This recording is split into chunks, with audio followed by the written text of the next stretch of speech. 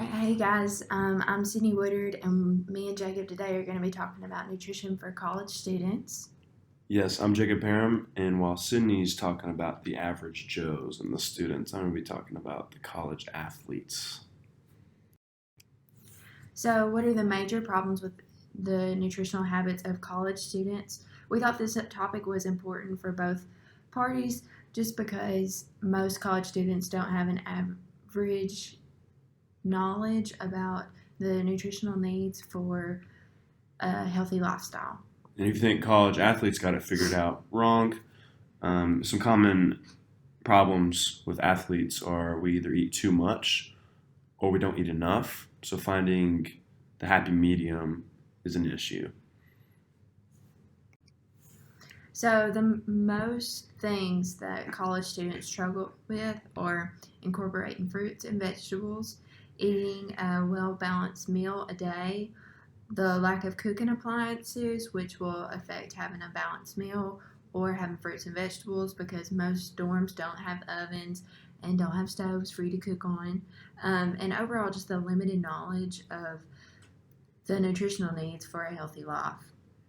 And restricted time is also a major issue because people have work, they have class, and incorporating exercise is not a main priority for most students. So we just wanted to highlight on ways that students can help find ways to incorporate exercise and better diets into their life. So, how can nutritional status affect grades? Well, Mr. Paradis talked about the iron deficiency in female students.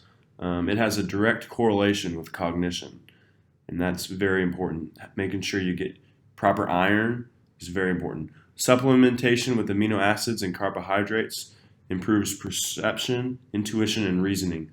All three of those are very important for a student as well as an athlete, especially for test taking or performance on the field. Moving on, balanced meals build immune systems, which decreases the need for students to miss class. We all know how important it is to balance a meal, and we also know how important it is to go to class. If you go to class, you have a better chance of passing with the grade that you want. All right, so we made a little graphic to help explain the need for a balanced diet. So if a student has a balanced diet, they're more likely to make better grades. So you're not worried about during class how hungry you are if you haven't had breakfast. So better grades leads to more financial aid. So here at Tech, financial aid is based off of a student's GPA and how they're doing in the classroom. So balanced diet leads to better grades, which will lead to more financial aid, which leads to more money for students. This can be more money after college. After you graduate, you could have a higher GPA, which will give you the position in the job that you want, so which will incorporate a higher salary. And also during your time at school, if you're able to get more financial aid, you're not as worried as having a job and that kind of stuff. So you're better off while you're in school if you have a balanced diet. From an athletic perspective, it's important to have a balanced diet, and if that means you get better grades, that can only help you and the school. And you have to have a certain GPA to become eligible, and you obviously want to be eligible, otherwise, you can't play. And that all starts with your diet. So you want that to be balanced, get your fresh fruits in. You don't want it to be just carbohydrates and fat foods. So, exercise habits of I'm gonna go student athlete. Just the average day for me, and pretty much this is about the standard 1 hour of weightlifting in the morning, and that's usually at 6 a.m. And then after that, you transition into class. You become the student, and you have to walk to classes, and you have to manage classrooms. And then usually around 2 or 3 or 4 o'clock, there's a 2 to 3 hour practice every day. And then after that, there's study hall. So this means that organizational skills are very important, and you have to have a lot of energy. So how do you have a lot of energy and stay organized? You have to have a balanced diet, and you have to remain focused, and that all comes from your diet. If you eat bad foods, you're going to be sluggish. Your reaction time is going to will be off, and you want energy, especially if you are performing from an athletic standpoint or if you're taking a big test. Yeah, so for the average student, I personally try to go to the gym for weightlifting or a cardio session, something like that, for about 30 minutes to an hour a day. But I understand that this could be different depending on the student. most students don't prioritize exercise regimen, so their times are going to be a little off or close to none. All people have to walk to class, so for the majority of students, that's going to be all their entire exercise period for the day.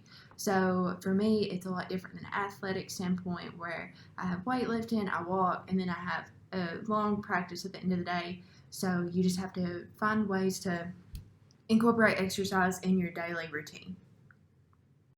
So, how can we better nutritional habits of college students? I think motivation is a big one. Motivation to exercise and to have a better diet. As a student athlete, we're forced to exercise, but we still have to have our balanced diet. And that's why I have respect for regular students who aren't forced to do all those, that still exercise and have the balanced diet.